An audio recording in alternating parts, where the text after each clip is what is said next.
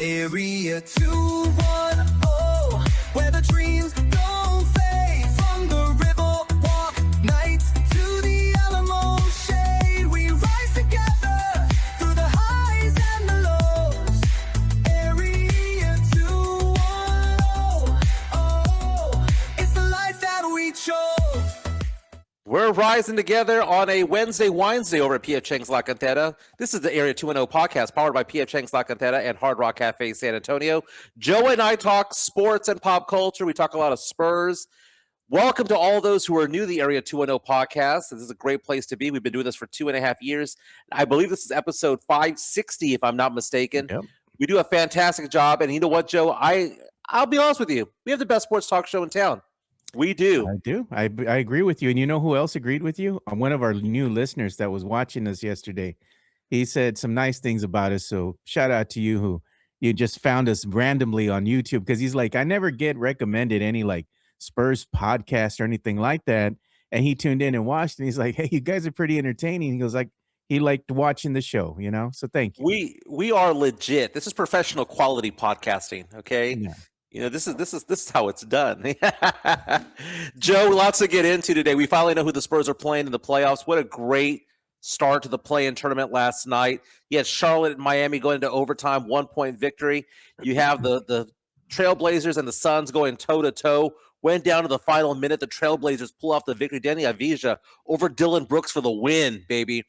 And now the Spurs are playing the Trailblazers, which is what I wanted all along, right? Because I'm looking at that Suns lineup, and I'm not thinking the Suns lineup is difficult because I'm worried the Spurs are going to lose to them. I was worried that Dylan Brooks and Grayson Allen were going to hurt Wemby and Stephon Castle because they're thugs, man. They're just mean players, right? It's like having two Draymond Greens out there. We avoid that. We get to play the Portland Trailblazers, who, oddly enough, Joe, 82-game season, Spurs played the Portland Trailblazers 3 times. Guess how many times the Trailblazers saw Wemby on the court? 0 times. Wemby missed all 3 games that the Spurs played the Trailblazers, so they've never seen him. So they can't, like, come into this series where they're like, okay, well, we know how to handle him, right? Dylan Brooks has played against Wemby a few times, right? Dylan Brooks knows how to get under his skin a little bit. They can kind of game plan. They have film that they can review. Not this time. Portland Trailblazers come in after not seeing Wemby at all this year. Congratulations to Portland, by the way. They've gone from a 20-plus win team to a playoff team over the course of 2 years. They're on the come up, and congratulations also to their head coach, Tiago Splitter. Former San Antonio Spurs. You know, he's the one I think I attribute to the team's turnaround, right? Because under Chauncey Billups, they were just they weren't going anywhere. Right. They were just a team with promise, right?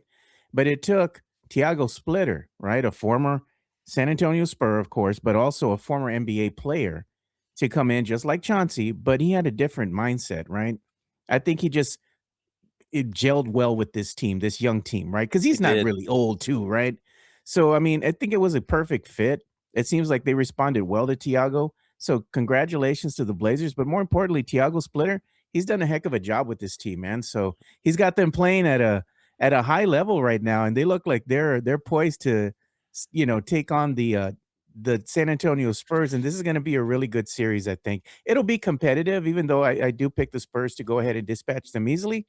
But nonetheless, I think it's going to be a competitive series. It was great, man. Last night, Trailblazers beating the Suns 114-110, and I like what you had to say right there about what Tiago Splitter's bringing to this team. I mean, it's difficult to get into the situation that he was in. It's no different than what Mitch Johnson had to go through last year, stepping in for Greg Popovich when Popovich went down with the stroke. You have those gambling allegations against Chauncey Billups, and all of a sudden, Tiago Splitter's the head coach out of nowhere, goes out and leads this team to basically a 500 record, to a spot in the playoffs with a 7 seed. I mean, look at what he did with Portland. 42-40. I mean, for them to be a 500 team, we talk about how the Spurs overachieved, Portland overachieved as well. Portland is the type of team mathematically this year that beats up on the losing teams and loses to the winning teams. Portland has one of the worst records in the playoffs right now against winning teams. They were sub 500 by far. They were sub 400 this year when it came to playing against winning teams. And I love Midtown Texas' comment there. He said, Mike is dubbing the series Portland versus Portland. If you know, you know. By the way, our good friend Jason Ooh. Garcia, who lives out there in Portland, was excited about this possibility of the Spurs playing Portland. He can see the Spurs out there, so that's fantastic. We're going to get into this whole matchup, the whole thing involving Portland and what their team brings to the court against the Spurs. We're going to get into the MVP voting and the Sixth Man of the Year voting. I was explaining to Joe, it's kind of like the elections where the early results are coming in. These are not people making predictions. These are the actual votes coming in. There are 100 voters for these awards. 100. Yeah. And as of last night, there were 13 that were posted by this one group that is kind of compiling them all. Joe, we got a new batch of votes coming on in. Joe, we're now up to 18% of the votes in. And we're going to go over where it is because last night it wasn't looking good for Wemby and it wasn't looking good for Keldon Johnson. As of last night, Keldon Johnson had the most first-place votes, but was second in the Sixth Man of the Year voting because people were leaving him off the ballot. Ridiculous. Altogether, not even saying put him at one, not even 2 or 3. He was falling off some of these ballots, whereas another player was on first or second in every single one, so we'll get into that. Speaking of awards ballots, guess who had an NFL awards ballot, Joe? Dude. Diana Rossini. Oh, God, dude. And now there's a push. She resigned from The Athletic yesterday. Yeah, what's her name now? What's her name? Her name is Gone. Gone, yep. There were allegations against her, still are, that she's having an affair with Mike Vrabel, the head coach of the New England Patriots. But now there are journalists out there asking the question, what about her votes? Because she voted for Mike Vrabel for Coach of the Year. What was second, third, fourth, and fifth? Because in the NFL, you vote for the top 5. Did she skew this in the favor of her man? She says that she did not have an affair. Again, The Athletic says, if you didn't have an affair and you truly were with your friends out there, give us some pictures. And she was like, nah, I'm out. But there is one entity, one organization, somebody that I've met, Joe, and I have photos with, that says is going to hire her now that she's a free agent. So we'll get into that. Jeez. Joe, I'm having a fun time watching these playoff series. I know it's not series, it's play-in tournament. I was kind of indifferent about the play-in tournament when it first started because I was like, come on, man, I'm old school. Just give me the top 8. But now I get it. Now I get it because now the top 6 are really the real playoff teams. Yeah. 7, 8 get to host playoff games or play-in games. So 7 played 8 last night, and that was Portland against Phoenix. That was Miami against Charlotte. Let's play the clip, Mike, when you're done. Yeah, this is courtesy of Amazon, by the way. Denny Avija going for the down 1. This is the dagger, man. The dagger that he had against them. Or actually, this is a tie game. Going on in, driving on in. Fouled by Dylan Brooks, got knocked in the head. Crowd went wild. Denny with over 40 points, nearly had a triple-double. And you see the crowd, you see the bench from Portland just get super excited about what happened. And this is a young team. We talk about the Spurs being a young team. Spurs are a young team with a phenom and a rookie of the year. Portland's a young team that just hasn't been anywhere near the playoffs. And they don't have a stud player. Denny's a great player. He's an all-star, but he's not like a top 5 or top 10 guy at all. Yeah. But last night he played like it.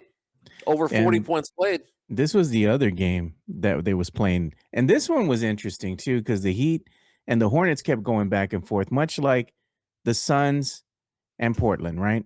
So the Heat looked like they were going to kind of run away with it. They had went up on the Hornets. Hornets kind of just couldn't find any offense. And then lo and behold, Hornets make a run to end the game. Last minute, her heroics there. They sink a 3, the Hornets do, to go ahead and send the game into overtime. And you gave the team a chance, right? Because basically the Heat opened the door for them. They could have shut it down, right? They could have shut the door down, closed it, and that would have been the end of it. But they didn't take care of business. And when you F around and find out, this is what happens, Mike. Ball breaks free. Gets it. 7 seconds. Ball the drive. And ball lays it in. There's no timeouts left for Miami. Winner right there. Charlotte up by 1. The drive blocked. It's over. Mitchell got. They gave the Hornets a chance, and they came away with the win. And It's a tainted win, though, Joe. It's a tainted win because LaMelo Ball got the game winner. Should never have been in the game. He should have been ejected from the game in the second quarter when he tried to when he reached out and grabbed the legs of Bam Adebayo. Bam Adebayo, who scored 83 points. Yeah, he only played 11 minutes last night. Yeah, he injured the best player of the Miami Heat on purpose. If you didn't see the play, LaMelo Ball was upset that he didn't get a call, and the play's going the other way. He's on the ground. He yanks on Bam Adebayo's leg and brings him down. And the referees didn't call anything. Today, the NBA is going to rule on that, Joe. Don't be surprised he gets suspended. He gets suspended for that. Yeah. Because now Miami's in danger of missing the playoffs altogether. Because here's the thing, the 7-8 matchup there, the losers still have a chance, still have hope. Yeah. Phoenix and the Miami Heat get to now host the next play-in game, right? They play the winners of the 9-10 matchups, which are tonight on Amazon Prime. So LaMelo Ball, I was hoping that the refereeing would be better this time around, right? Because as I mentioned before, you have the bad refs kind of not do the playoffs. There's a lot of refs that officiate the NBA, but during the playoffs, they take the best of the best. And as the series and the playoffs progress going into the second round, the Western Conference Finals, Eastern Conference Finals, it is the cream of the crop, right? That play right there was weird because I don't know if we could find that photo of a LaMelo Ball grabbing. We could Bam's do better leg. than that. We could do better than that. But like no one made a stink out of it. It was the weirdest thing. And if we go full screen on that, LaMelo's there pissed off. And LaMelo's a great player. He's an all-star, right? He made an all-star team this year. He's a very good player. That's courtesy of Amazon Prime. Look. He gets yanked down. That was a foul, right? That was a foul. It should have been a foul. Hurt his But back. what did he do? What did he do? He yanked on Bam Adebayo and brought him down, and Adebayo came crashing down. And guess what, Joe? Guess what LaMelo Ball did last year to Bam Adebayo? Did the same damn thing. The exact same damn It's thing. the second time he's done that, dude. That's a Bush League move, man. Like, why are you grabbing at somebody's ankle, dude? Look it. And I don't know if LaMelo Ball's a dirty player, but it's Like, come on, man. Look at what he's doing, He dude. swiped his leg, dude. Yeah. He Cobra Kai'd his ass. Sweep the leg, Johnny. I mean, doesn't it look like LaMelo would be part of Cobra Kai, with John Kreese? His sensei going over there, sweep the leg. So Charlotte, which has had a fantastic season this year, advances to the playoffs, is now the 7th seed. LaMelo gets the game winner, should never have been in the game. Bad officiating. But let's go back to that Portland game against the Suns. Good officiating. Because after Denny Avdija made the go-ahead shot to go up by 2 against the Suns, the Suns still had like 12 seconds to go to make something happen. They advance the ball to midcourt. They give it to the best Mexican-American in the NBA, Devin Booker. Look it up. He is Mexican-American. His mom's Latina, bro. His mom's Latina, man. Yeah, he's Mexican-American. This is what you were talking about, Mike. This is this is what happened last year. The first incident. Well, what happened was this. The shot. This happened last year. Look. Gets all mad and swipes the leg again. Man. Come on. But that time didn't hurt him. And this time he does. Oh, that hurts, dude. Because he landed right on his tailbone. Yeah. I mean, that's gonna sting. So what happened in the game against the Suns and the Trailblazers? They gave the ball to Devin Booker down 2 with about 10 seconds to go. What did he do? Do you think he manned up and shot a 3 because that's his team? Right? If you were to say whose team is it, right? Who needs to be shooting that basket, the game winner, or to tie the game? If it's Oklahoma City, you know it's SGA. If it's the Spurs, you figure it's either Wemby or Fox. Yeah. You know who the guy is, right? Instead, Devin Booker, instead of trying to go for the 3-point shot to win the game or drive in, he went looking for a foul. Passed it out to a teammate who shot a 3-pointer to win the game, and it was missed. What did that guy do on that shot, Joe? Kicked out his legs. He did the SGA thing. He did that Devin Booker thing where he was trying to draw a 3-point foul. And guess what the officials did? Nothing. And that got me excited because I was like, oh, my God, that was some good officiating. They didn't buy that crap, and they didn't bail out the Suns. Look at what LaMelo did, dude. He's so excited after that win. He Oh, went yeah, and did- throat punched the freaking mascot, bro. Yeah. Look at this. Toma. Again, but never should have been in the game. And he might actually miss Oh, game 1 man. of the playoffs because he hurt Bam Adebayo. He freaking throat punched the damn mascot, dude. That's funny, man. I mean, that not only did he should have been thrown out of the game, that should have been 2 points plus the ball.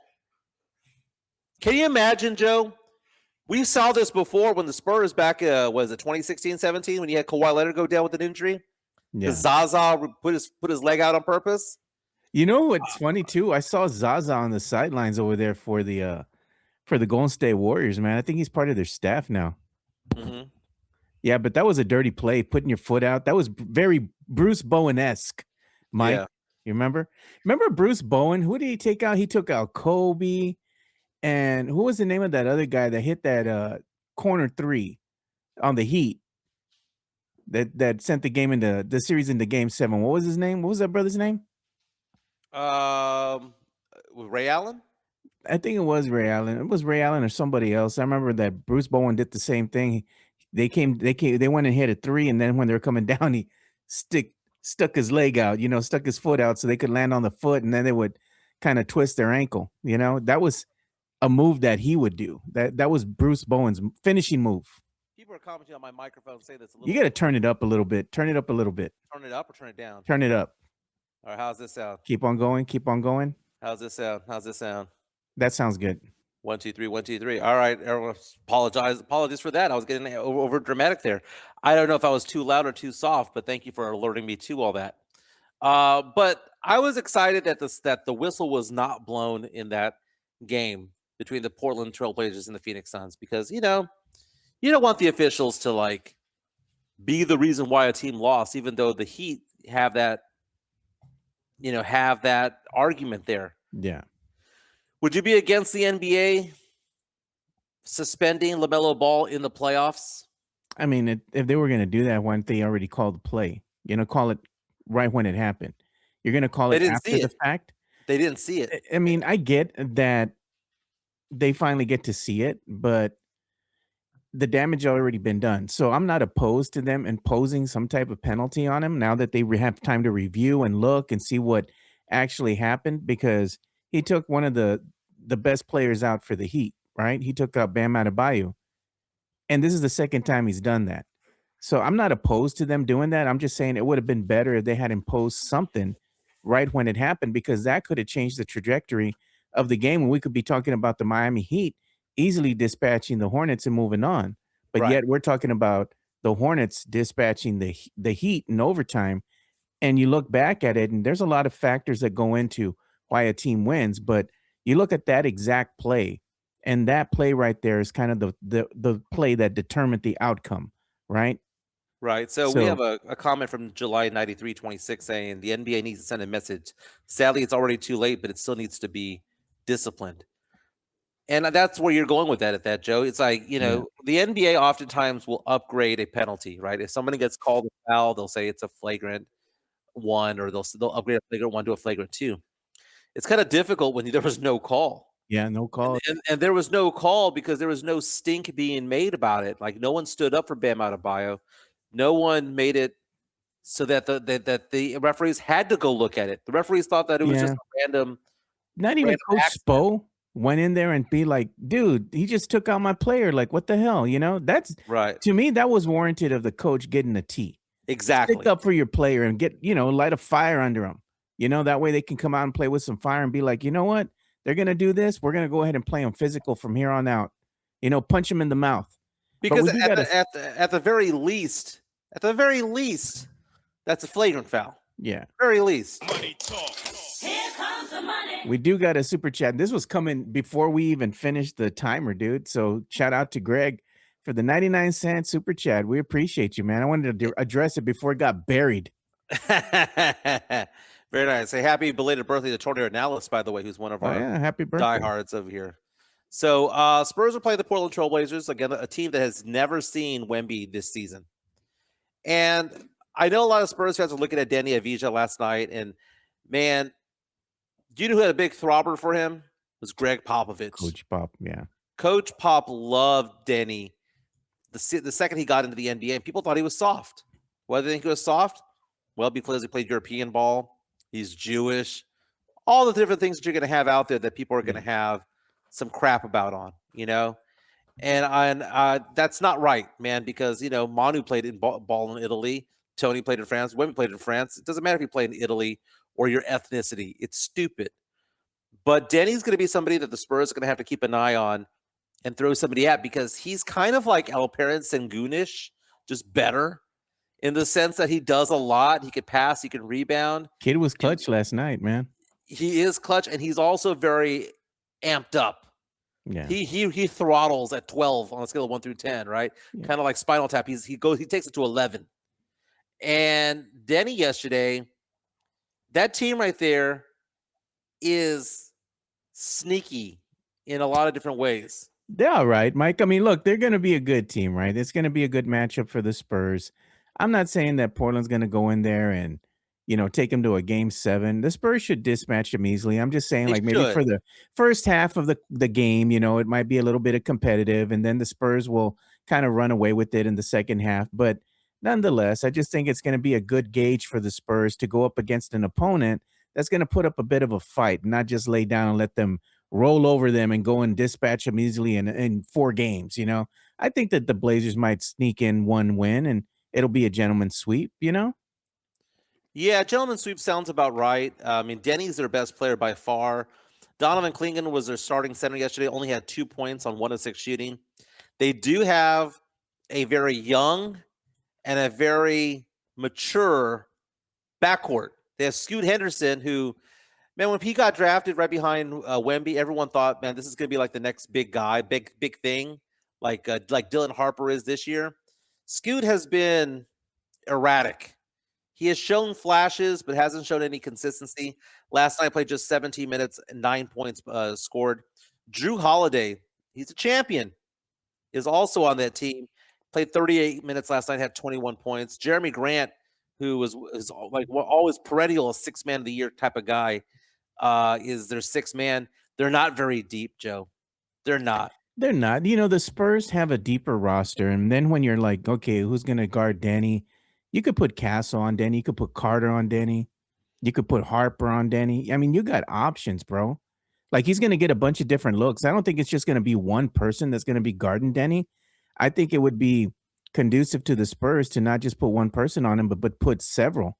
Give him different looks. Make it hard for him to score, because he's going to get used to one player, and then before you know it, you switch it up, and now you got somebody else coming at you. So if you can go ahead and kind of keep him under control a bit, I think the Spurs can easily just get these wins, because you do have some players that have veteran experience with the Blazers, but when you compare the rosters, the Spurs are just superior. There's no comparison there. But let's go and look at some history here, Mike, because when the Spurs have matched up against the Portland Trail Blazers in the playoffs, this is what's happened. Going back to 1990, for example, Western Conference semifinals, the Trailblazers win that series, and I remember this specifically, 4-3. So it was a 7-game series, and we know what happened, Mike. We remember. Mm-hmm. We remember the Rod Strickland debacle. Yeah. And then in 1993, they met in the Western Conference, first round, and the Spurs were able to go ahead and dispatch the Blazers 3-1. Now you go into 99, and we remember what happened in 99. That's when the Spurs were going into that playoff run that ultimately led them to the NBA Finals, and they won it all. And this is when you had the Memorial Day miracle. So in 1999, the Spurs, they were able to sweep the Blazers 4-0, right? And then the last meetup that we had between the two teams was in 2014. And the Spurs were able to dispatch the Blazers easily, 4-1. So now you have another matchup with the Spurs and the Blazers. And again, I think the same thing might happen here. The Spurs will win 4-1, Mike. That's just my prediction. Yeah, the Spurs have owned the Portland Trail Blazers, Blazers for the last 25 plus years. It's been a while. It's been a while since Portland's one-upped us. Like you said, it was back in the Rasheed Wallace type days, back in the Cliff Robinson days. Eric Sheen victory. There you go. Remember that infamous debacle that they had one time when the Blazers were here in town and they were a hated team, right? Because they were like the beginning of a super team, right? Because they had so many stars on the team. And the Blazers were just beating the lights out of the Spurs, man. And the fans, they hated Rasheed Wallace with the passion. And they were yelling at him and screaming at him and telling him all sorts of bad things on the court. And you know how he got under their skin? He just pointed up at the scoreboard. It pissed him off even more. Sam Salinas saying Jailblazers. He had that new documentary on Netflix out. God, Talking dude. about the Jailblazers. People are asking on our chat, because I did mention that Pop was throbbing for Denny Avija back Yeah. in the day. They want to know where Denny got drafted. Denny was drafted number 9 overall in the 2020 draft. It was a draft that Anthony Edwards went number 1 overall in. So Denny Avija went number 9. Spurs had the number 11 pick, and we got Devin Vassell. Yeah.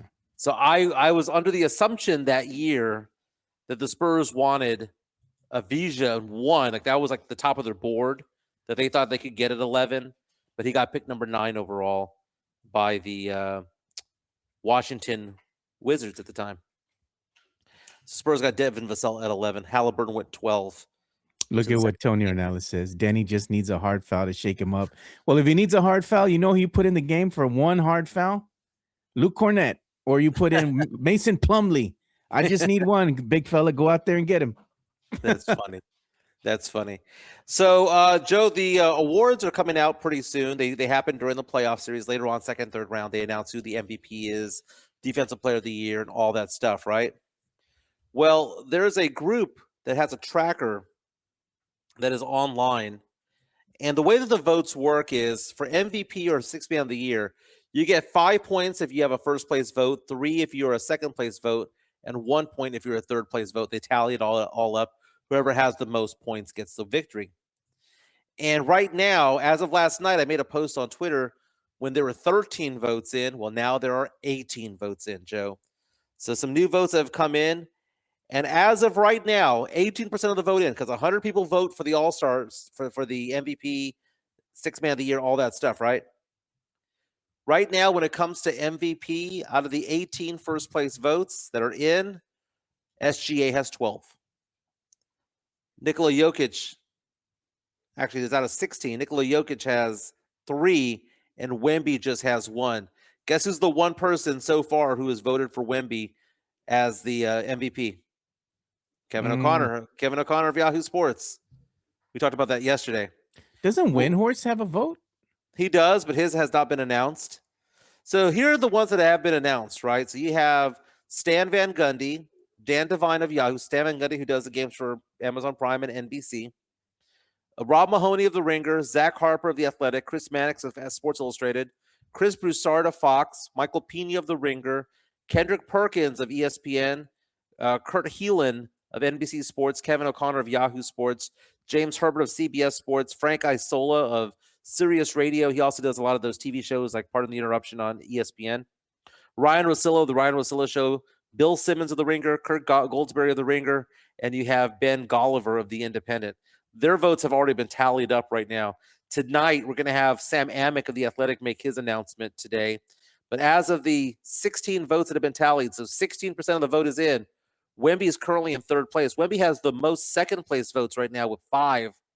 But as of right now, he trails not only SGA, but he trails Nikola Jokic, who's in second place. It's close. Right now, Jokic has 74 points.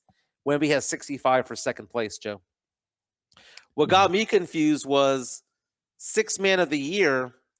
The Sixth Man of the Year award's a little bit weird because as of last night, Keldon Johnson had the most first place votes, but was in second place. So let's see what they're doing right now. Let's see, Sixth Man of the Year. As of right now, Jaime Jaquez of Miami is leading right now, despite the fact that Keldon Johnson has more first place votes.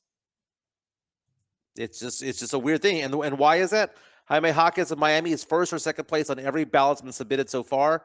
Keldon has more first place votes, but he has some ballots where he's not even in the top 3.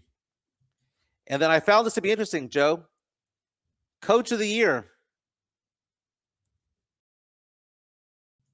Mitch Johnson got a first place vote. But from who? Kendrick Perkins of ESPN. Big boy. Right now, Mitch Johnson is second in the Coach of the Year vote behind Who's Joe first? Mazzulla, who's running Okay. away with it. Okay. JB Bickerstaff of the Pistons is third place as of right now. But again, Mitch Johnson with that first place vote, which vaulted him over as of right now, JB Bickerstaff. So as of right now, Wemby is third in MVP vote. Keldon is second in Sixth Man of the Year vote. Mitch Johnson is second in Coach of the Year vote. And then I want to see Defensive Player of the Year. Out of all the votes that are in, so far it's unanimous. Wemby has all first place votes that have been submitted so far. July 26th says Perk knows ball. Oh man, you know what? It's like this, man.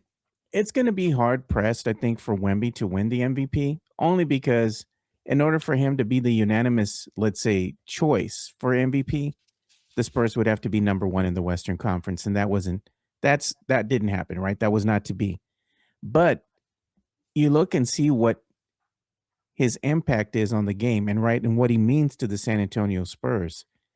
When he's on the court and when he's off the court, the Spurs are still a very good team without him, but they're even better with him. I dare say they're championship contenders with Wemby. That's how much he changes the team for the better. Are you surprised that Jokic is second over Wemby? I am. After all the publicity and all the hubbub that Wemby got the last couple of months of the year, and the Spurs being the hottest team in the NBA since January 1, and Wemby answering those reporter questions. And right now, as the votes are coming in, now 84% of the vote is still out, right? This is like an election where the early results are coming in, right? The early results are coming in, and they're being compiled by a group called Crossfire. I am a little bit surprised, even though Jokic did average a triple-double for the season, I didn't hear that groundswell of support for Jokic.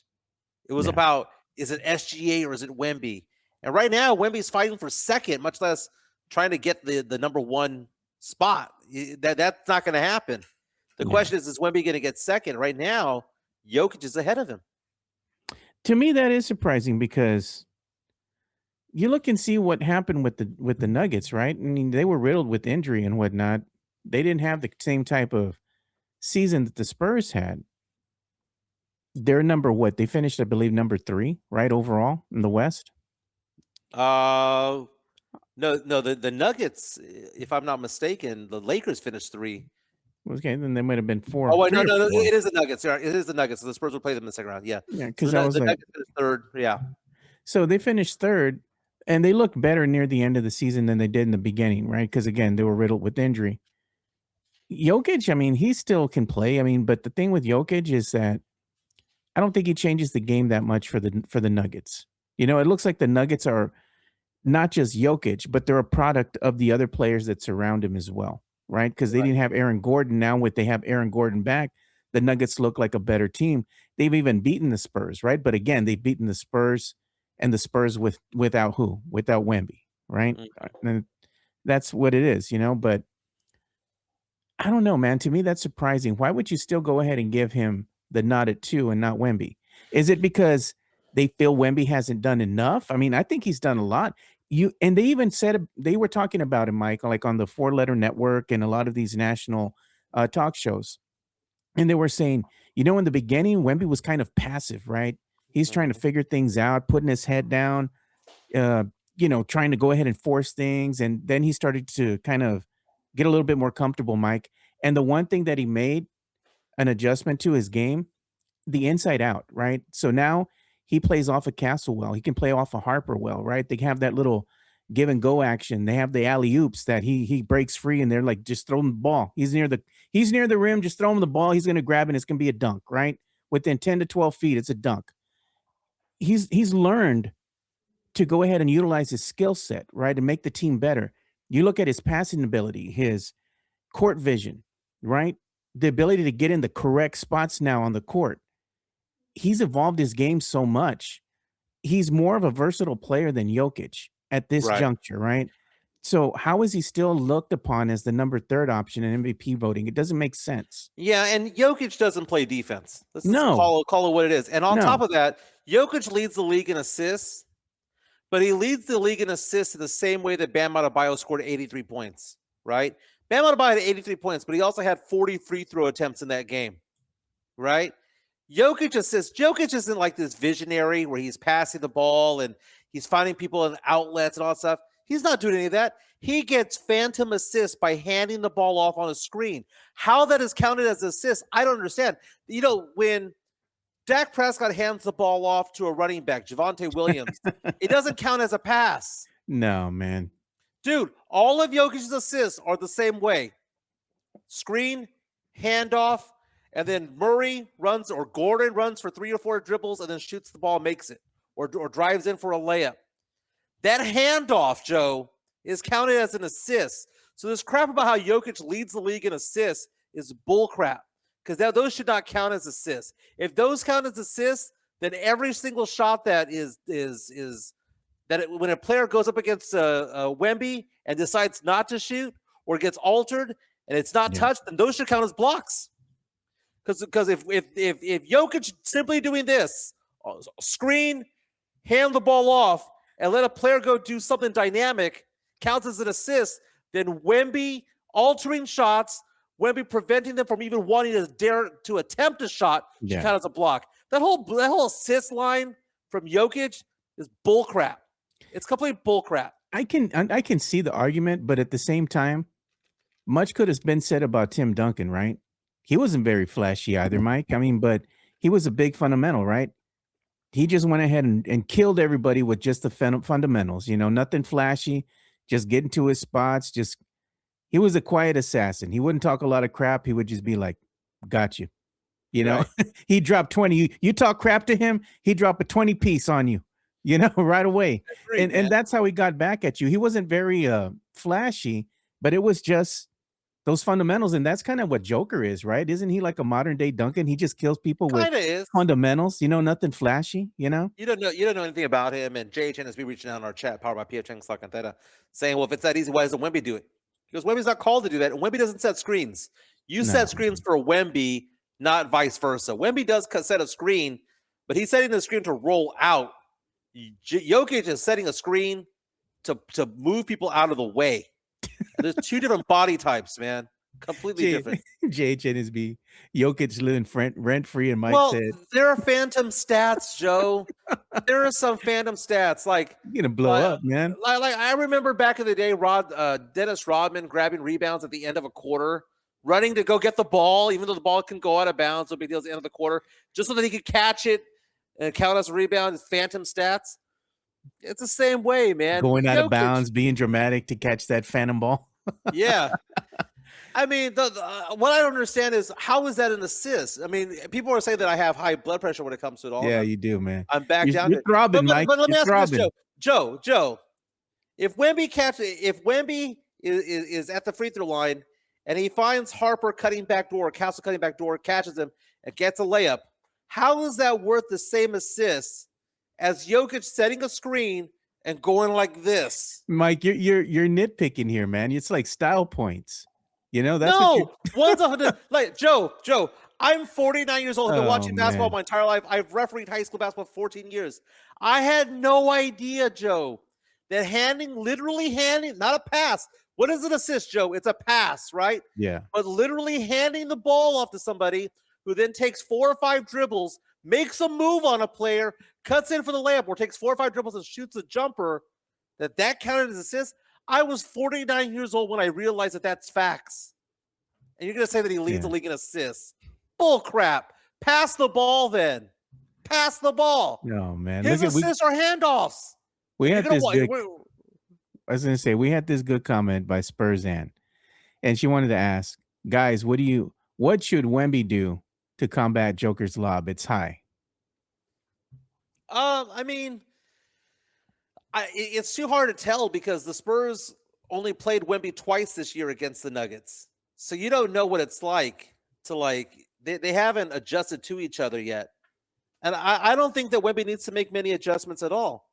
I think Jokic had a good game against the Spurs when the Spurs lost in overtime there in Denver. The Spurs play a B+ game, they win those games. I mean, we're playing Portland first, right?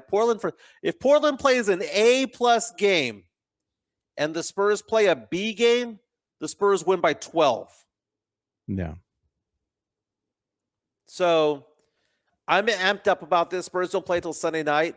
By the way, the Spurs released all the times and dates for the first 7 games. Some of them are sort of to be announced. If the Spurs go to game 5, 6, or 7. But right now, 3 of the 4 games, Joe, prime time. By the way, Chica and I were watching post game after the Suns Trailblazers game last night. Oh, it was on Amazon Prime. They always give you good stuff, man. Yeah, they had Dirk Nowitzki, Blake Griffin, Udonis Haslem. And I kept on telling her, I said, I'm so excited about this because they were so cerebral in how they put it all together, right? They were like RJ Ochoa talking about the Cowboys. Yeah. And she was like, I miss Charles Barkley. Oh, man. And I looked at my wife. If I had glasses on, I would have been like, well, I would have lowered them. Oh, what did man. you just say? And she goes, don't you miss them being funny? And I said, well, they weren't funny. I was like, they said, if you watch Inside the NBA and you put on an episode from 3 years ago, it's the exact same episodes that are on today. No, it ain't the same no more. Charles, Well, man. true. They told him they told him because he's on ESPN now. They say you can't be talking about them big old women in San Antonio no more. You're on Mickey's channel. Yeah, you're on Disney Mickey's channel. channel now. You got to shut your mouth. And sure enough, he don't say nothing about San Antonio women no more. He's quiet. Yeah. So it's funny because like I was telling her, I said, listen to what they're saying. Like when they were talking about Denny's play, what he brought to the team, when they were breaking down LaMelo Ball, should he have been ejected from the game? It was very cerebral, and I enjoyed it. I didn't enjoy the grab ass from Shaq, and maybe it's because I don't like Shaq. Like I just think Shaq is boring. Like he's everywhere. Like, Yeah, Mike. does he really sell a lot of insurance for the general? Because what is he doing out there that like how is he an appealing character? Like I understood growing up Michael Jordan's appeal. Sometimes I dream that he is me and all that stuff. I'll be like Mike, want to be like Mike. I understand the appeal of Little Penny with Chris Rock and Anthony Hardaway back in the day. I understand the appeal of the Fab Five. I understand the appeal of white chocolate, even the appeal of Allen Iverson. I understand the appeal of Kobe. I've never understood the appeal of Shaq. What does he bring to the table? That mumbling MFer. You wouldn't tell him that to his face, Mike. I guarantee you wouldn't say that to his face. Okay, so I'm glad that you said that, Joe, because that's going to segue to the next topic, which is Tall tale time. Come on, man. You didn't talk. You didn't talk crap to Shaq. No. It's a Diana Rossini talk piece about what would you say to a certain player. So we've been talking about Diana Rossini, and we'll get back to more Spurs talk, by the way. But you mentioned you wouldn't say that to their face. Yeah. Diana Rossini resigned from the Athletic. She was caught with some photographs that were on tabloids regarding her mingling with Mike Vrabel, the head coach of the New England Patriots. Photos of her being held from behind, interlocking fingers, at a resort that costs $2,000 a night to be at. Which, by the way, the pool access is only allowed from a hotel room, so you can't. It's not public. She was in a hot tub. She was in a pool with this dude. Oh man! All signs point to she's having an affair with him, right? They was just praying, Mike. They was just praying. I saw a great comment from Emmanuel Acho about it. He says the reason why there's a difference between it is because, and I agree with this statement. What Vrabel did was morally wrong because he's a married man, should not be cheating on his wife. But what Rossini did was ethically wrong because she's a journalist covering the league, and she has votes for Coach of the Year. She has votes for certain things, and she can sway public opinion based on her popularity in writing. Yeah. And it reminded me of this, Joe, because there are journalists out there, even in San Antonio, that I've had conversations with where I've told them, dude, quit hanging out with the basketball players. Quit hanging out with the football players. Don't hang out with the help, Mike. That's what you're saying? Well, no, what I'm saying is be objective. Be an effing journalist. And having a press pass doesn't make you a journalist. It makes you a member of the press. To be a journalist, you have to be objective, right? And I have seen, just in San Antonio, journalists, quote unquote, be friends. Yeah. Be friends with, go out to drinks with, have dinner with, and this is platonic, right? And these are guys with other guys, where it's like gonna have dinner with them. I've seen them go to strip clubs. I know. Hey, I mean, I was at the strip club with this Spurs player, and we were in the champagne room, and I Mike. know because I hear the story. Man, Mike. They tell me, they fess up Stop with the me. They're like, cap. no, it's not. It's not. If Man. y'all had to guess who it is who you think it is. Come on, Mike. Okay. So that being said,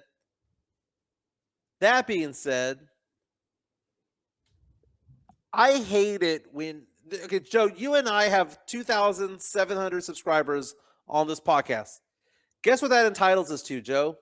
It What? entitles us to press passes, right? You and I could go to the Final Fours.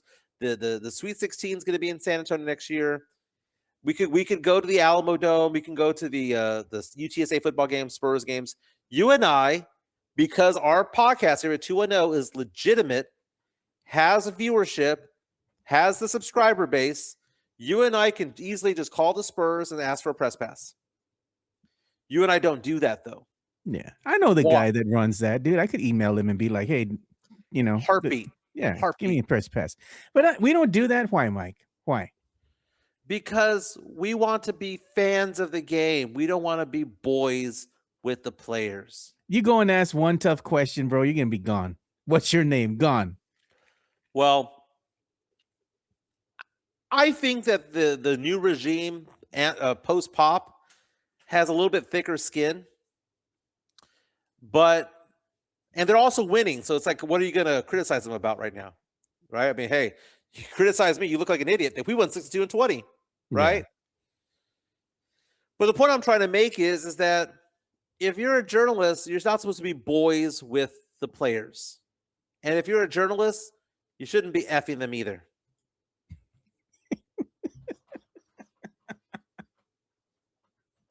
She couldn't come. She made up the story, Joe. My.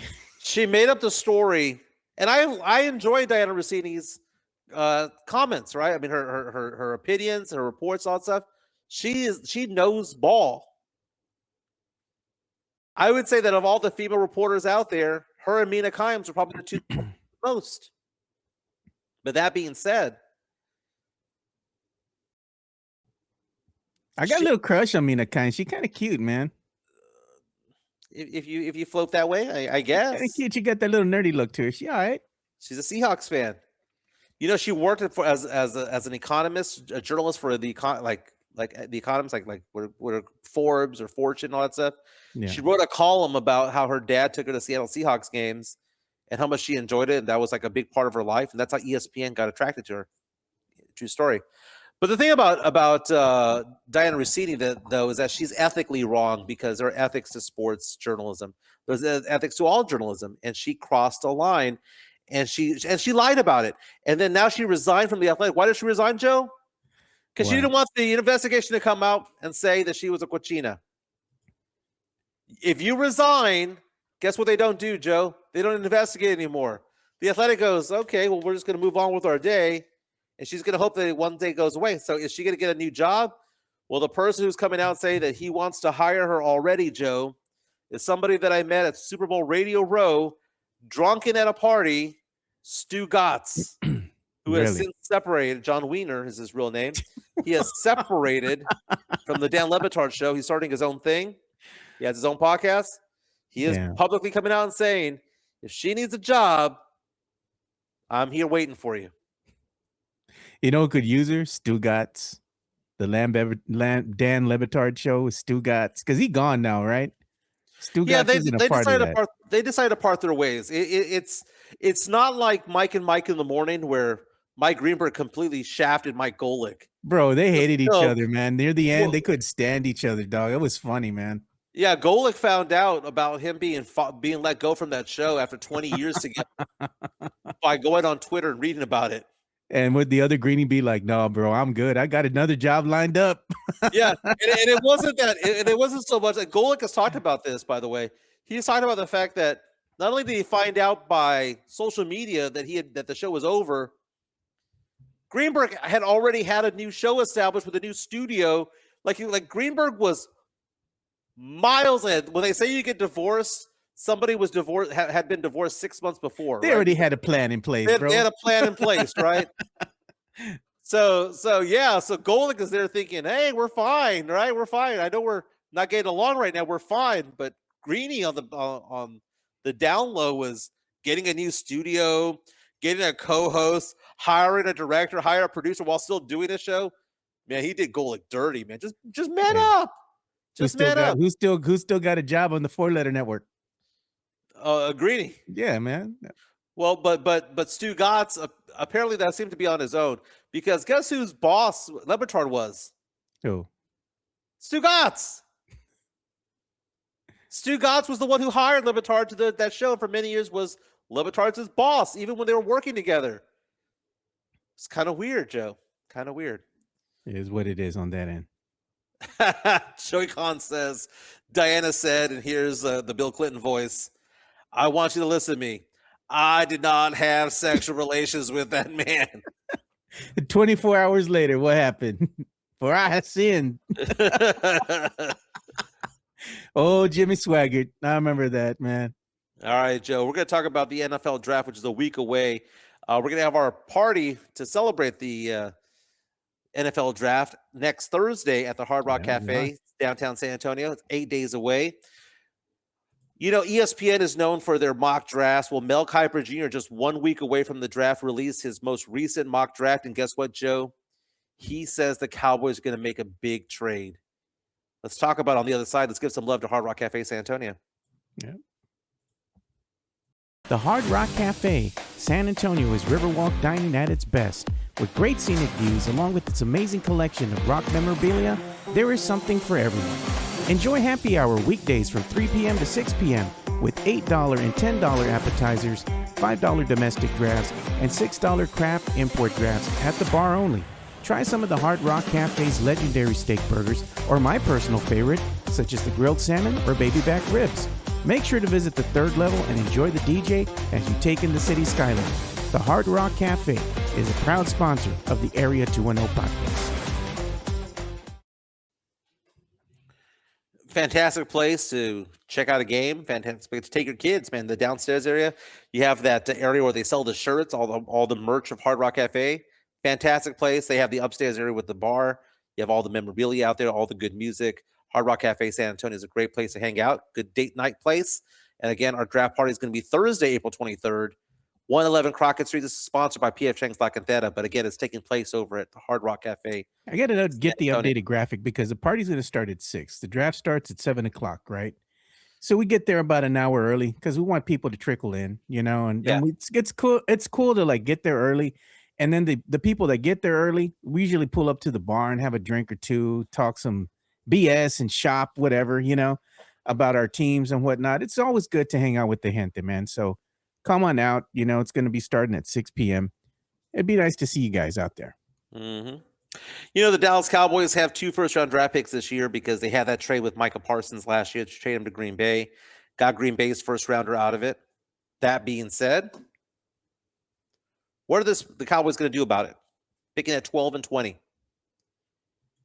And we've argued the fact that they need help on the defensive side of the ball. When it comes to the NFL draft, they say that there are really only 16 players in the NFL draft that have first-round grades. You get drafted, they draft 30 of them, 32 of them, but really only 16 or 18 are bona fide first-rounders. The other ones are what? Beauty in the eye of the beholder, right? Somebody might say that they're a first-round guy. Some boards might say that they're a second-round guy. But there's about 16 to 18 every year that are legitimate first-round draft picks where all 32 teams, have them on the big board as first-round draft picks. So you agree with that, Joe, right? Yeah, I agree with that. Okay. Cowboys are picking at 12 and 20. So ESPN has come out with a mock draft from Mel Kiper Jr., who's their guru. He's been doing it for 40 years over there. Yeah. When you talk about mock drafts, Mel Kiper Jr. is known as being the one that is the most talked about. He released his new one today. And it's interesting because he has the Cowboys pulling off a trade to move up in the draft. So, to unveil Fernando Mendoza, number 1 from Indiana, going to the Raiders, right? That's kind of a foregone conclusion. We all know that's going to happen. Going to the team owned by Tom Brady, co-owned by Tom Brady. Number 2, he has the Jets taking David Bailey, linebacker from Texas Tech. Number 3, Arvell Reese, linebacker from Ohio State, going to the Arizona Cardinals. Jeremiah Love of Notre Dame going to the Tennessee Titans, running back. Caleb Downs, the safety from Ohio State, going to the Giants. Now, Cowboys are picking at 12 and 20, Joe. Yeah.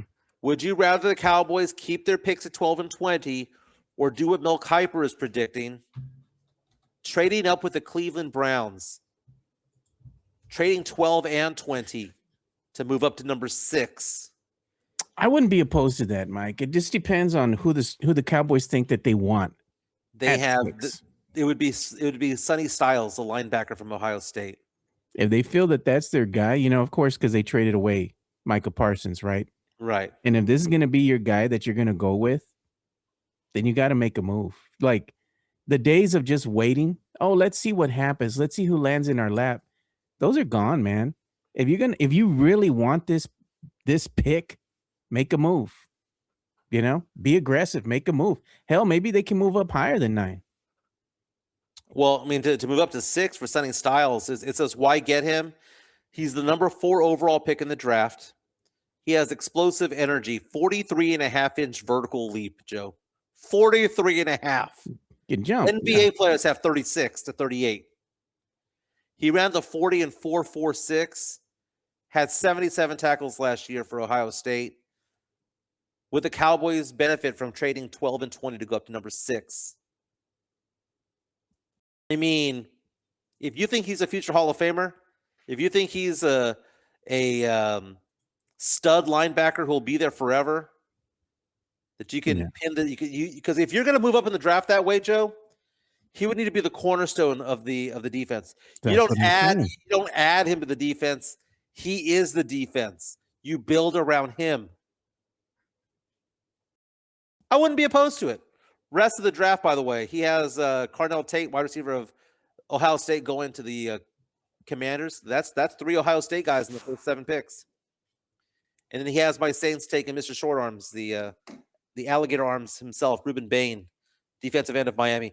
Interesting thing about Ruben Bain, if I'm not mistaken, is Ruben Bain that it got revealed was in a car accident that killed a person the other day. Yeah. It was a couple of years ago. But Bain apparently was in a fatal car accident a couple of years ago where he was not charged. Let's make sure that was him. I don't want to say that's the wrong person. Hey, look at this is a great comment, man, that we had here coming in from our new viewer here, 2 cents, right? Mm-hmm. Watching us from YouTube. He puts the Cowboys are the absent biological father that keeps promising. It hurts. It's kind of like Modern Family. Modern Family. Manny always at the front step because he wants to go to Magic Mountain or he wants to go to Disneyland, and the dad doesn't show up because the craps table's hot. That's like the dad promising, yeah, man, I'm gonna be there for your birthday. I'm gonna be there for your birthday. Birthday party over and everything. You still waiting. Never shows up. Hey, Joe, I gotta tell you about birthday parties. I was my youngest daughter, Ava. Yeah. She wanted to go have dinner, lunch the other day, and we went to this one place that serves dumplings and Asian food over on I-10. Yeah. And she really wanted to try this place because she likes dumplings, right? Gotcha. So we went over there, and the line was 25 minutes to get in there. But it's one of those things where 25 minutes is kind of my cutoff, Joe. Because if I get back in the car, go find some other place, and I have to wait 10 minutes, 25 minutes would have passed, right? If they say it's an hour, I don't wait for any restaurant for an hour. I don't care if it's a 5-star Michelin, whatever. I don't care if it's the best. Why are you waiting anyway, dude? There's nowadays you can go ahead and just do reservations, dude. But not all restaurants do that, dude. A lot of them do, man. You just got to go online and look, man. I like when you're going downtown and you have family in town and they go, let's go someplace to eat, and you're like, oh, let's go to Mi Tierra, right? No, and it's like, there, man. Dude, people go there with tourists, dude. It's a tourist trap. I'm not saying it's the best food in the world, but you know what? When you have family come to town, Joe, from California, they don't want to go to some taqueria off of McMullen, okay? They don't want to go after a taqueria off of West Commerce for 36. The Orange House, dude. The Orange House, the food's going to be fire from the Orange House. You are right. It's delicious. The food is better there. but they want to have something touristy. Yeah. So you go to Mi Tierra, and every time, Joe, that'll be an hour and 15-minute wait. Then you kind of meander through Market Square. Yeah. Well, we had this wait for 25 minutes, and I thought, okay, well, that's my cutoff. That's fine. So there's a Peter Piper Pizza next door to it on I-10 right before you get to Dezavala. And I told my daughter, hey, let's get $5 worth of games. And Yeah. Joe, $5 worth of games doesn't go that far at Peter Piper anymore. Dude, what are you going to play? Like 3 games and that's it, man? Hey, but I want to get a shout out real quick. Myra's in here. I know she's busy because she's a teacher and it's STAR testing day. So good morning, Myra. We appreciate you for That's watching. right. Us. That's right. It is STAR testing day. My Yeah, daughter's it is. doing her STAR.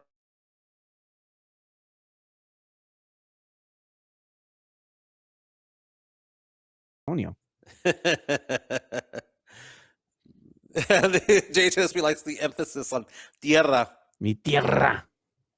It's funny. I don't talk a lot of Spanish, but I can't roll my R's. Just ask Chica. You should take Chica there. I don't think she's ever been. To where? Mi tierra. Oh, I took her there. We went with my family because we had family visiting back in like November or December. It was around Christmas time.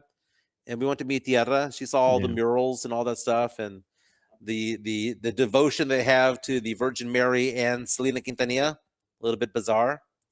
You know, if you, the big controversy in politics this week was Trump posting an AI image of himself as Jesus. God. Okay, bad form, bad taste. Okay.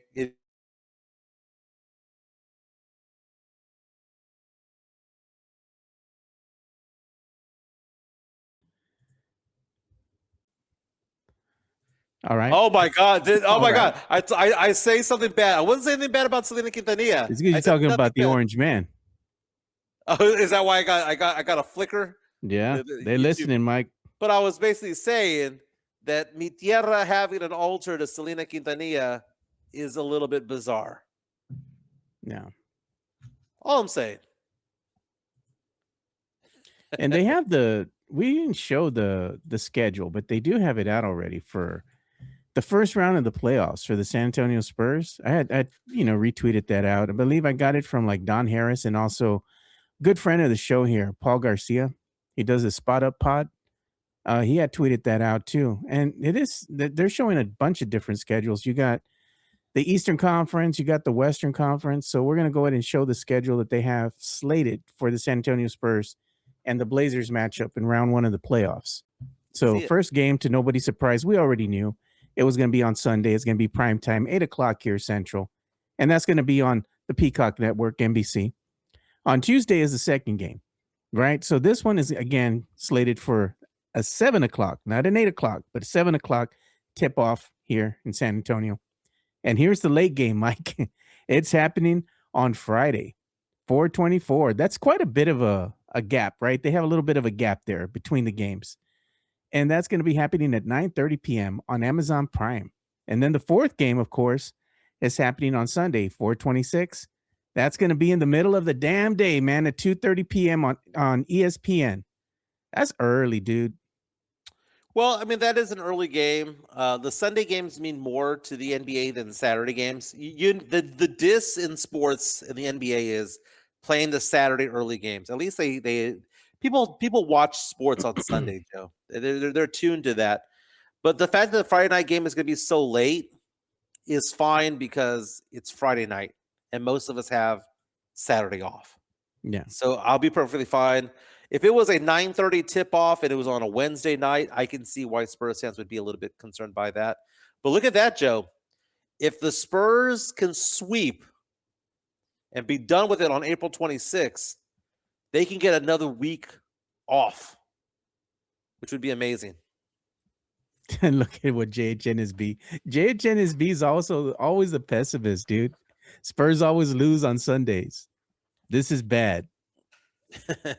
I don't know about that, man. We'll see. Is that kind of like Dak always loses on grass? Anytime you know the Cowboys about to play on natural grass, you'd be like, chalk it up to an L. That's natural grass and man. outdoors. Like how we need to find out how that's a thing for the Cowboys. Like it's only the Cowboys. It's no other team that plays crappy on one surface and one surface only. Natural grass. Natural grass. The way God intended football to be played is how the Cowboys suck. That's funny. Look at It what is- Tony says. He says Spurs won their last game Sunday. So Yeah. It is Wednesday. Let's show some love to our good friends over at PF Chang's La Contetta. They're our ride or die. PF Chang's La Contetta, San Antonio's premier destination for dinner, date night, or happy hour. Enjoy one of their signature dishes, such as the Singapore street noodles, sesame chicken, or Chang spicy chicken, or their infamous Chang's chicken lettuce wraps, which are delicious, by the way. You can enjoy all this while you're dining in an Asian-inspired atmosphere. And make sure to enjoy the new outdoor patio and try some of PF Chang's signature cocktails and drinks during happy hour, Monday through Friday from 3 to 6 p.m. PF Chang's La Contetta is a proud sponsor of the Area 210 podcast.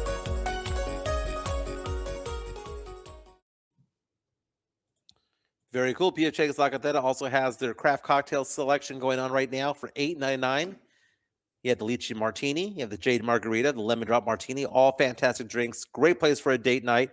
Great place, Joe. The weather is nice, Joe. The weather's nice to go out there, enjoy the outdoor patio. And if you don't have time to go have food inside, you can actually eat at the bar. Yeah. You know, if you're by yourself at La Contetta, because sometimes you go to the mall by yourself, you want to grab something to eat, right? You don't want to go sit down by yourself at a table. Go sit up at the bar. You can order your food at the bar. You can take it to go. PF Chang's La Contetta over at La Contetta Mall. On the Nordstrom side, they also have that valet parking there in the front. If you just want to just jump out of the car and use the valet, man. Fantastic place for food, man. Yeah, man, just pull up to the bar, man. If you're single, you're by yourself, just pull up to the bar. Some nice white lady will buy you some drinks or something, you know? That always happens, Mike. I sit up at the bar, I'm with my boy, and somebody will buy me a drink, you know? There you go. There you go. Show me some love, Joe. Also, my number is 210-508-0369. If you don't know this, I handle investments. Me and my business partner, we manage over $40 million worth of retirement assets. Give me a call, 210-508-0369. People have questions about retirement planning, life insurance, disability, long-term care, annuities, kids' college accounts. Give me a call, 210-508-0369. People are looking for places to park money. People are worried about inflation. I had a good conversation with this guy yesterday who is in his early 50s, and he gave us $375,000 to invest yesterday. And long story short, he was like, Michael, what do I do for retirement planning other than what I'm doing with you in my 401k? And we had a nice conversation about getting out of debt. How one of the best things you can do for retirement is to actually pay stuff off and be mortgage free. And he goes, that's what I wanted to hear. I wanted to hear a plan that had something to do, had to do more than just investments. I said, lighten the load. Lighten the load when you retire. I said, don't save all this money so that you can pay bills in retirement. Enjoy your money in retirement. Lighten the load. And he goes, all right, I got 13 years till retirement. I'm 52. I got 13 years till retirement. I'm going to lighten the load between now and 65. Thank you for telling me that. And we had a great conversation about it. Give me a call, 210-508-0369. And soon, Joe, I'm in the process of opening up an auto insurance agency. Miguelito Insurance? Well, I mean, I'm not going to be the general actually doing it. I'm going to be I'm going to be a broker for it. But really, I have somebody that I'm bringing onto the team who's going to specialize in that. And my clients and people who listen to the show, if they want to, can bring me their auto insurance, and I can actually save the money on that. Or Joe, if they have insurance with these companies, but they don't have an agent, don't like their agent, like Allstate, Nationwide, Progressive, those companies like that, Safeco, Liberty Mutual, they can say, well, Michael, why don't you just become my agent? Doesn't cost you an extra penny. I can actually take you on as a client and keep your accounts active the way that they are. Give me a call, 210-508-0369. Then somebody said Chancla Insurance. Chancla car insurance. Throw the chancla. Throw the chancla. Your slogan will be, if you sell the car insurance, not for the poors. Well, make more money and save more money, man. I have a client yesterday who does retirement planning through me. He and his wife were paying a fortune for health insurance. I got my boy Brandon on it. He's a guy that's part of my team. Dude, Brandon got him a spectacular health insurance plan for literally half of what he's paying. I pay $400 a month for my insurance, dude. For my health insurance, 385. Some might think that's a lot. Some might think that's nothing. But I'm self-employed. 385 for health insurance, good health insurance, is very cheap because I'm not in part of a group. But man, there are some good plans out there that people don't realize exist, and no, you don't have to go through the exchange for them. You can do it through a different method. But give me a call, 210-508-0369. Joe, we're picking up a lot of new subscribers, Joe. Yeah, What's man. right now? We're starting to get a lot of subscribers, a lot of new people coming in and watching. And what I attribute it to is, Spurs playoff talk. It's always big, but more importantly, we're being smart about things and we're doing ad campaigning. So we're putting ourselves in a better position to go ahead and get in front of more eyes, and we're also getting more subscribers because we're doing that, and we get more interaction. More people are interacting with us. We're getting more people watching the show. So when we run these ad campaigns, uh, it's always productive, right, for the show. It's always successful. So Mhm. another one this week. So hopefully we'll pick up another couple subscribers or so along the way. All right, Joe. I'm looking at a post online from the Mexican community on Facebook and Instagram. Yeah. It says if you weigh 140 to 180 and you're a woman, you're a flaca. Jeez. It says if you're 190 to 230, you're pan dulce. I 240 to 280 is a torta, and 290 to 310 is a torta XXL.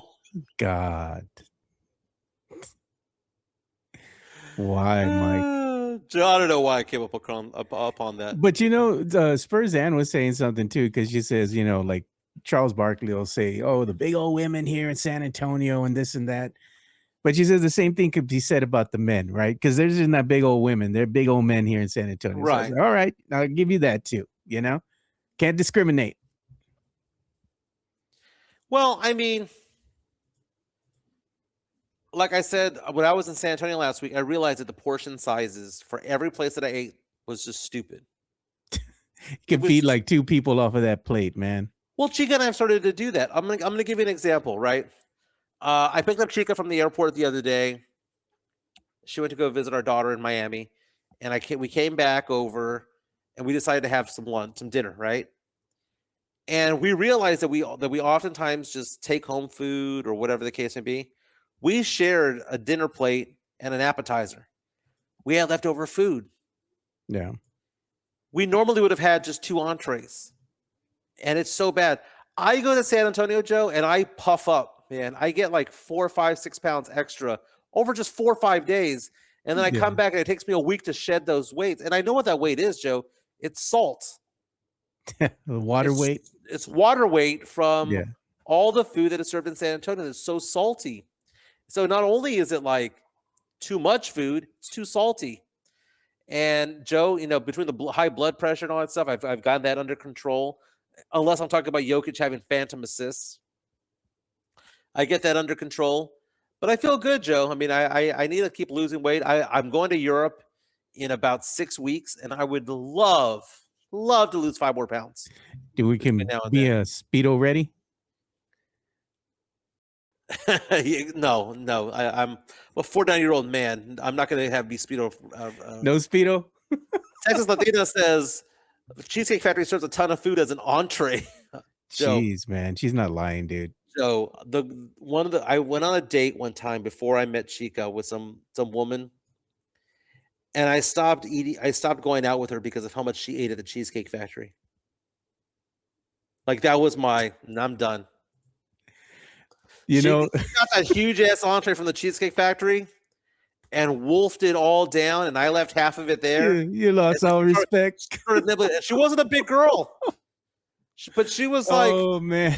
she wolfed down an entire meal, cheesecake, and then was Damn. nibbling on the half order of fries that I didn't eat. I was like, oh my God, no, this is gross. That's what happened to one of my friends, dude. He went out with this one girl he was crushing on, right? Asked her out. I think I forgot where they went. And he's like all excited telling me, man, I asked this girl out. She said, yes, dude. I'm so excited. I'm like, all right, dog. Like, let's see what happens, Mhm. He goes out there, man. Takes her out. All his hopes and dreams got busted because of a big old family size of macaroni she ordered, dude. She goes, I lost all respect for this girl, man. He goes, she ate the whole thing, didn't even offer me any, man. He goes, I knew that was it. This is not it, man. He was like, never asked her out again.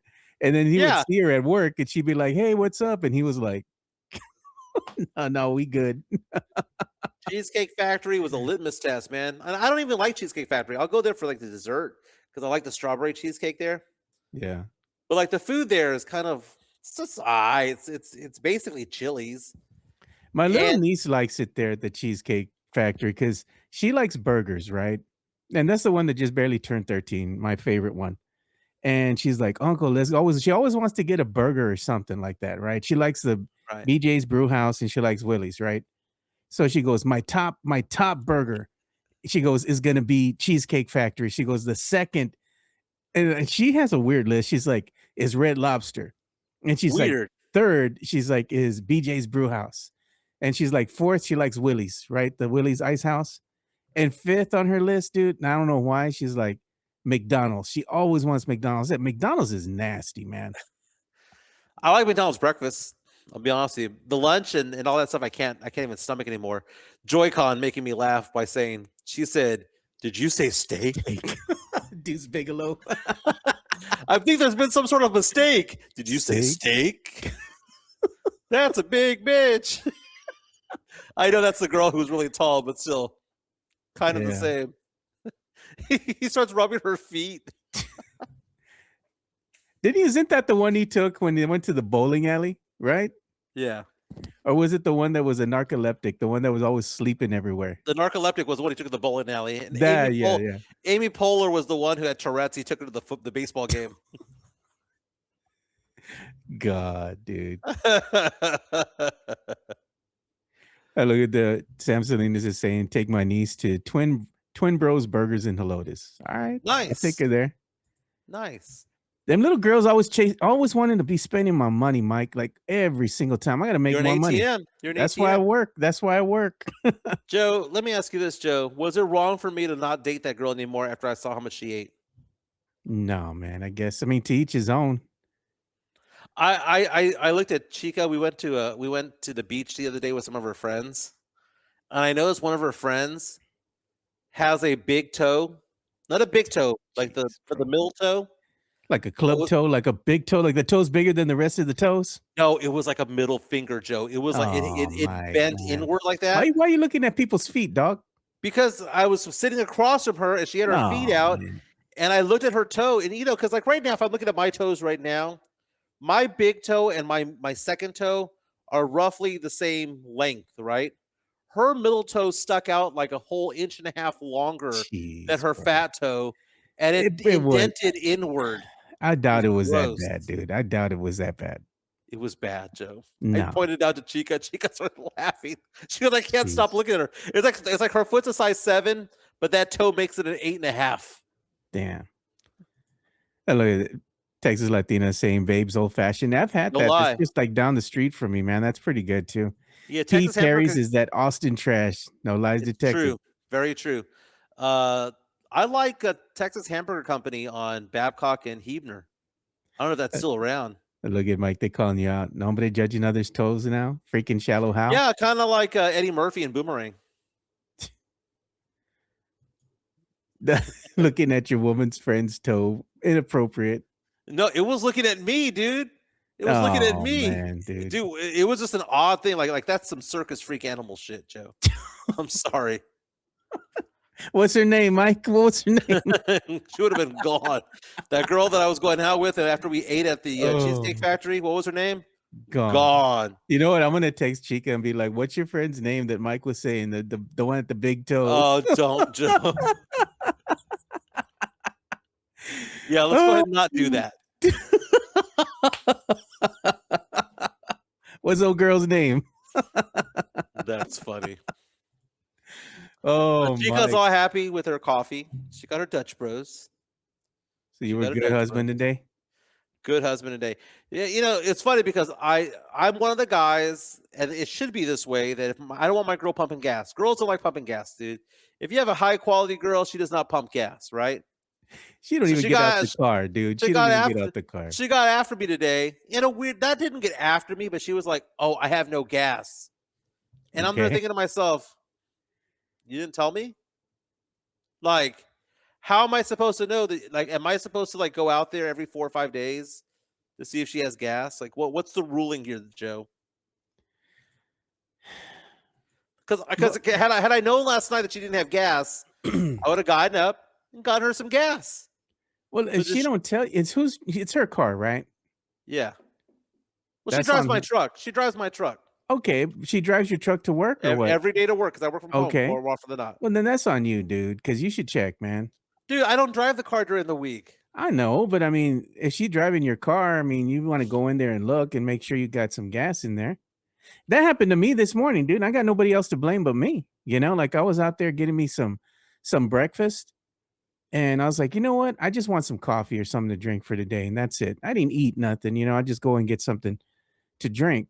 But when I'm out there doing that, I'm like, damn, the low fuel light come on. E for échale. So I'm like, do I want to do this right now or do I want to roll the dice and wait till tomorrow? I say, no, I'm rolling the dice and waiting until tomorrow, dude. I mean, I run out of gas. I just call AAA or something, Give You're me like some gas, man. you're like Kramer on Seinfeld. Yeah. You see that time when they were doing the test driving of that one car that was on empty. Yeah. The Saab. He goes, "We need to pull over to get gas. So let's keep going." And then Keep he's going. coming up to the exit. Then they go even further. The show ends right there. Let me ask you this, Joe. Chica and I used to love drinking, man. We used to go out and drink all Oh, the I time. remember. We were famously out and about drinking. We'd go out, go karaoke. I go get Blitz, we'd Uber, all that stuff, right? Yeah. There was a time about 3 months ago or so, where we weren't drinking and driving. We had a ride, right? Yeah. So the Uber bit, and we just came home and we woke up that day going, we don't want to do this anymore. And it's so weird, Joe, because it's been 3 months and I haven't had a buzz in 3 months. Just wait till I go visit y'all. Joe, I don't think we're physically capable of doing this. She hasn't had a buzz in 3 months. Just wait till I go visit y'all. Joe, I don't think we can stomach it, man. Because last night Chico was like, "Hey, let's have some cocktails at home." And I was like, "All right, cool." So I started making some cocktails at home. Yeah. We had 2 cocktails. That We was were it. Done. done. And we felt gross afterwards. We just don't drink anymore. We'll have the occasional beer, but I think my drinking days might be over. Like my hardcore drinking days, Yeah. might be over. Where the eyes don't lie. Yeah, maybe. Well, We'll see. if we're at a casino, when in Rome, you do as the Romans do. You drink because it's you're at the slot machine. But Greg's saying eyes all red. Oh, by the way, I went to the doctor for that, Joe, when I got my eyes done Yeah. because my eyes are always red. But they're coming back, Joe. Got some white back, Joe. What did they do? They give you some drops or what? Yeah, they said that I have like a really bad dry eye. And I have to do these drops every night, every morning, and midday. So I remember I got pulled over by a cop one time. He thought I was drunk by looking at my eyes. I said, "No, dude, I got a severe dry eye."